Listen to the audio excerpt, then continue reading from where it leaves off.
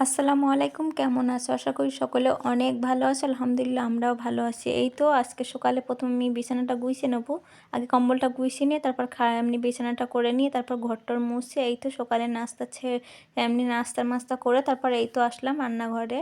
রান্না করব দুপুরবেলা, তার জন্য প্রথমে এই তো কাতলা মাছ নুন হলুদ মাখিয়ে রেখে দিছি। দেওয়ার পরে কড়াইতে ভেজে নিচ্ছি। নেওয়ার পরে এই তো ফের ওইটাই ভাজা হয়ে গেছে। ফুলকপি টুলকপিও ভেজে নিছি। নেওয়ার পরে কড়াইতে তেল দিয়ে এই তো এমনি বেগুন পেঁয়াজটা দিলাম, দিয়ে তারপরে বেগুনটা আর টমেটো দিয়ে ওগুলো কষিয়ে নিলাম। নেওয়ার পরে দিয়ে সাইডে ফের এমনি নুন হলুদ আর মরিচের গুঁড়া এটা এমনি পানিতে গুলে রাখলাম, ওটাও কষিয়ানো এতে দিয়ে তারপরে ওটা রান্না করব। তার জন্য সাইডে ফের আবার এমনি পুঁই শাকের সেই দানা হয় ওটা মাথা দিয়ে রান্না করব, আমি মাছের মাথা দিয়ে রান্না করব তার জন্য। আর এই তো এমনি কষানো হয়ে এসছে, মাছটা ওদের দিচ্ছি এমনি পানি দিয়ে ভালো মতন কষিয়ে মাছের তরকারিটা এই তো পানি দিয়ে হয়ে এসছে। ধনেপাতা ছাঁটিয়ে নিয়ে নেবো, এমনি তুলে নেব।